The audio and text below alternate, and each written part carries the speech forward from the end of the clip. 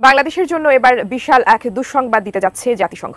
তাও আবার শান্তিরক্ষা মিশন ইস্যুতে, ফলে হারাতে হতে পারে বিপুল পরিমাণ বৈদেশিক মুদ্রাও। বাংলাদেশ সেনাবাহিনী, বিমান বাহিনী, নৌবাহিনী এবং বাংলাদেশ পুলিশ বাহিনীর সর্বমোট 1943 জন সদস্য ডেমোক্রেটিক রিপাবলিক অব কঙ্গোতে জাতিসংঘ শান্তিরক্ষা মিশনে নিয়োজিত রয়েছেন, যার মধ্যে আতঙ্ক ছড়িয়েছে যে সেনা অভ্যুত্থান কি ঘটতে যাচ্ছে, সেনা কু ঘটতে যাচ্ছে কিনা, মানে আসলে ভিতরে কি ঘটতে যাচ্ছে। তো আমার মনে হয় যে সরকারের পক্ষ থেকে অথবা বাতিল হয়ে গেল জাতিসংঘের শান্তিরক্ষা মিশনে বাংলাদেশ সেনাবাহিনী।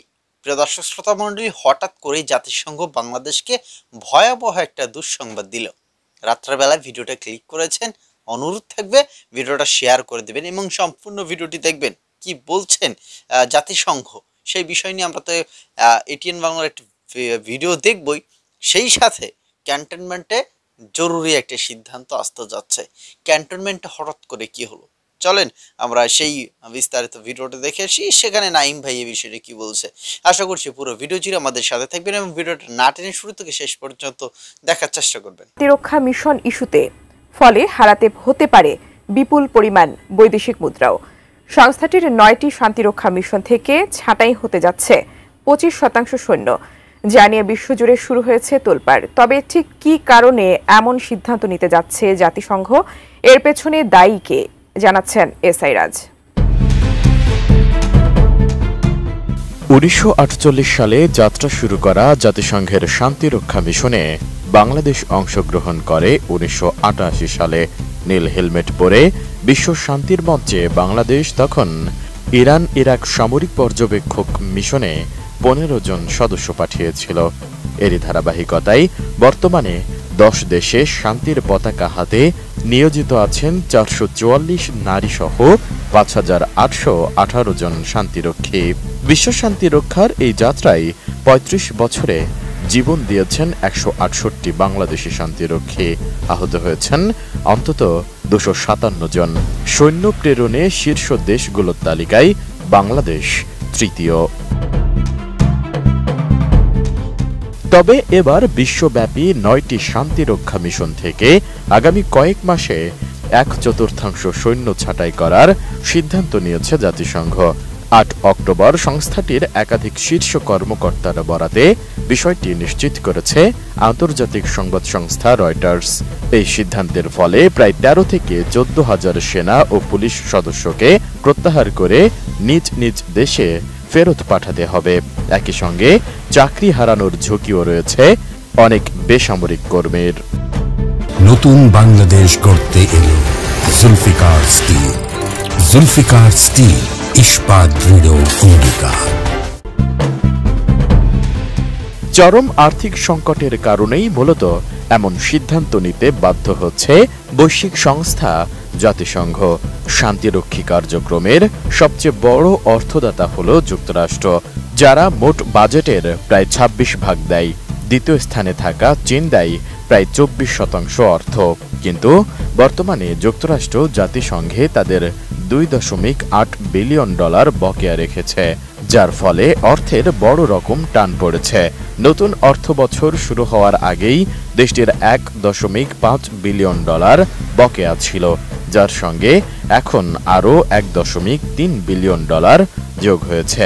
যদিও যুক্তরাষ্ট্র জাতিসংঘকে জানিয়েছে তারা শিগগিরই $680 মিলিয়ন পরিশোধ করবে। তবে দেশটির জাতিসংঘ মিশন এ বিষয়ে কোনো আনুষ্ঠানিক মন্তব্য করেনি।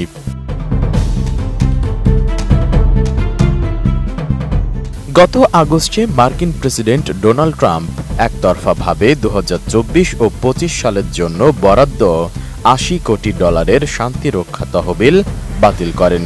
এরপর মালি, লেবানন ও কঙ্গোতে মিশনের ব্যর্থতা উল্লেখ করে হোয়াইট হাউজের বাজেট অফিস 2026 সাল থেকে শান্তিরক্ষা মিশনের তহবিল সম্পূর্ণ বাতিলের প্রস্তাব দিয়েছে।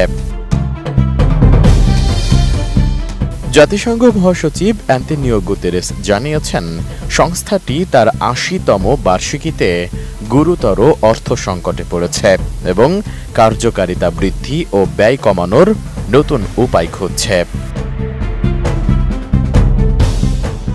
এদিকে বিশেষজ্ঞরা বলছেন, জাতিসংঘের এই সিদ্ধান্ত কার্যকর হলে বাংলাদেশও ব্যাপকভাবে ক্ষতিগ্রস্ত হচ্ছে। আসসালামু আলাইকুম। প্রথমেই দোয়া করি প্রিয় মাতৃভূমিকে আল্লাহ রক্ষা করুক। ক্ষমতা লোভী বা ক্ষমতা লিপ্সু যেই সকল ব্যক্তিরা রাষ্ট্রের সর্বোচ্চ পর্যায়ে আছেন, আল্লাহ তাদেরকে হেদায়েত দান করুক। কারণ আজকের দিনটা নিয়ে নানান পারসেপশন, নানান বক্তব্য কিন্তু আপনারা সোশ্যাল মিডিয়াতে ইতিমধ্যে দেখছেন। আমাদের কাছে অনেকেই নাম পরিচয় গোপন করে অনেক তথ্য দেন, তবে তথ্যগুলো ক্রস চেক না করে আসলে রাষ্ট্রীয় এত গুরুত্বপূর্ণ বিষয়ে কথা বলতে গেলে ঝামেলাই মনে হয়। তারপরেও এখন এই মুহূর্তে কথাগুলো না বললেই না। সেনাবাহিনীর অভ্যন্তরীকে আসলে কোন রকম ঘটনা ঘটতে যাচ্ছে, সেনা প্রধানকে কি সরিয়ে দেওয়া হচ্ছে, অথবা সেনা প্রধানের সাথে বাকিদের কি কোনো সমস্যা হচ্ছে, অথবা সেনাবাহিনীর ঊর্ধ্বতন যারা কর্মকর্তারা আছেন তাদের সাথে জুনিয়রদের কি আভ্যন্তরীণ কোনো দ্বিমত আছে। গেল কয়েক ঘন্টা যাবৎ সোশ্যাল মিডিয়াতে কিন্তু বিষয়গুলো নিয়ে নানামুখী আলোচনা। তবে আমরা মনে করি এই বিষয়গুলো আইএসপিআর থেকে একটা বক্তব্য দেওয়া জরুরি, নয়তো গুজববাজরা গুজব কিন্তু ছড়াবে। 5ই আগস্ট পরবর্তী সময় যারা সেনাবাহিনীর পিছনে একদম হাত ধুয়া লাগছে, এর মধ্যে হচ্ছে একজন পিনাকি আর সাংবাদিক ইলিয়াস সহ অনেকেই কিন্তু।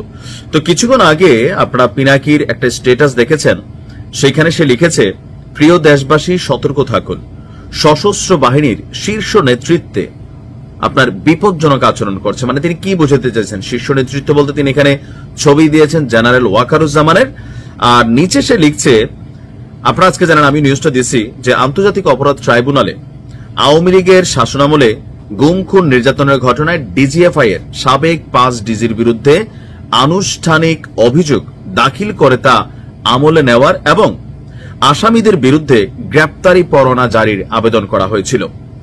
এটা আমিও আজকে নিউজটা করেছি। তো এরপর পিনাকি লিখছেন যে জেনারেল পর্যায়ের শীর্ষ অফিসারদের বিরুদ্ধে মামলা করায় এতে সশস্ত্র বাহিনীর জেনারেলরা খুবই গুসা করেছেন। এখন যদি তারা নির্দোষ হয়ে থাকে গুসা হবেই, অপরাধী হলে সেটা আদালতের মাধ্যমে প্রমাণিত হবে। তো পিনাকির বক্তব্য হচ্ছে, আজ সেনাবাহিনীর টপ অফিসাররা জরুরি সম্মেলন করেছে, মানে অলরেডি এই মুহূর্তে সম্মেলনে তারা বসেছে। সেনাপ্রধান জেনারেল ওয়াকারুজ্জামান সহ 56 জন জেনারেলই আন্তর্জাতিক অপরাধ ট্রাইব্যুনাল কর্তৃক জারি করা আদেশেরই তীব্র প্রতিবাদ জানিয়েছেন। এমনকি পরিস্থিতি দ্রুত ভিন্ন দিকে মোড় নিচ্ছে। প্রাক্তন সেনাপ্রধানদের আর্মি হেডকোয়ার্টারেও ডাকা হবে বলে জানানো হয়েছে। আসন্ন বিপদ সম্পর্কে প্রধান উপদেষ্টা অধ্যাপক মোহাম্মদ ইউনূসের উচিত জরুরি ভিত্তিতে দেশবাসীকে অবহিত করা। এরপর পিনাকি আরেকটি স্ট্যাটাস দিছে, সেনাবাহিনীর জুনিয়র অফিসারেরা আর সৈনিকেরা আপনার ইমান আর দেশের নিশান সমুন্নত রাখতে ভারত সমর্থিত দুর্বৃত্ত জেনারেলদের বিপজ্জনক আচরণ রুখে দিন, দেশবাসী আপনাদের সাথে আছে, ইনকিলাব জিন্দাবাদ। এখন পিনাকি আসলে বাংলাদেশে কি চায়? মাঝে মাঝে আমার নিজেরও আসলে কনফ্লিক্ট তৈরি হয়। দাদা মাঝে মাঝে এমন এমন কথা বলে যে আমরা যারা আছি আমজনতা বা ছোটখাটো কন্টেন্ট ক্রিয়েটার হয়তো এত অভ্যন্তরের খবর জানি না, বাট টুকিটাকি যখন আলাপ আলোচনা বুঝি যে এই মুহূর্তে দেশে একটা মানে গিরিঙ্গি লাগানো আমার কাছে মাঝে মাঝে মনে হয় যে ওনারা আসলে কারে চান? ডক্টর ইউনূসকে ঠাপাইতে চান, সেনাপ্রধানকে ফাটাইতে চান, মানে ওনাদেরকে কি সেনাপ্রধান বানাই দেওয়া উচিত দাদারে বা যারা আছেন? কারণ এই যে বক্তব্য দিলেন আইএসপিআর থেকে কিন্তু কোনো বক্তব্য পাইলাম না, অথবা আমাদের ডক্টর ইউনূসের কাছে নিশ্চয়ই গোয়েন্দা তথ্য আছে যে সেনাবাহিনীর মধ্যে এই ধরনের অ্যাক্টিভিটিস চলছে। তো এই পর্যন্ত তো কোনো গণমাধ্যমে বা সরকারের পক্ষ থেকে প্রেস সেক্রেটারি শফিক সাহেব তো টোটালি এন্টি আওয়ামী লীগ শতভাগ, তো তিনিও কিন্তু কোনো বক্তব্য দেন নাই, কোনো গণমাধ্যমে কোনো বক্তব্য আসে নাই। বাট সাংবাদিক ইলিয়াস এবং পিনাকির যে স্টেটাসগুলো বা আরো বিভিন্ন তাদের যে কোরাম আছেন সেই কোরাম থেকে কিন্তু টানা এই ধরনের স্টেটাস দেওয়া হচ্ছে। মানুষের মধ্যে একটা আতঙ্ক ছড়িয়েছে যে সেনা অভ্যুত্থান কি ঘটতে যাচ্ছে, সেনা কু ঘটতে যাচ্ছে কিনা, মানে আসলে ভিতরে কি ঘটতে যাচ্ছে। তো আমার মনে হয় যে সরকারের পক্ষ থেকে অথবা আইএসপিআর এর পক্ষ থেকে এই বক্তব্যগুলো নিয়ে কিছুদিন আগে কিন্তু জাতিসংঘের শান্তিরক্ষা মিশন নিয়ে কথা উঠেছিল। শুধু বাংলাদেশে এরা দুঃসংবাদ পাচ্ছে না, অ্যান্তোনিও গুতেরেস তিনি আসলে এই বিষয়টা নিয়ে কথা বলেছেন এবং বাংলাদেশ সহ আরো বিভিন্ন দেশের অর্থনৈতিক সেটা ক্ষতি হবে এবং সেই সাথে বাংলাদেশেরও একটা বিশাল একটা অ্যামাউন্ট ক্ষতি হওয়ার সম্ভাবনা দেখা দিয়েছে। তবে এই যে জাতিসংঘ শান্তিরক্ষা মিশন বাতিল হয়ে যাচ্ছে বা এত বড় একটা দুঃসংবাদ, এইটাতে কেউ খুশি আবার কেউ কষ্ট পাচ্ছে। যাই হোক, এখন আসলে অনেকেই বেশিরভাগ মানুষ খুশি হবে যে যাই হোক কিছু একটা তো হয়েছে, জাতিসংঘ কিছু একটা করেছে। দেখেন এতে করে যে আওয়ামী লীগের খুশি হওয়ার কিছু আছে এটা কখনোই ভাববেন না। এখানে আওয়ামী লীগ, বিএনপি, জামাত এইটাতে আসলে খুশি হওয়ার কিছু নাই। এটা বাংলাদেশের জন্য দুঃসংবাদ, আমাদের সকলের জন্য দুঃসংবাদ। আশা করছি বিষয়টা বুঝতে পেরেছেন। সো না বুঝে কমেন্ট করবেন না, তবে অতি উৎসাহী জনতা যারা তারা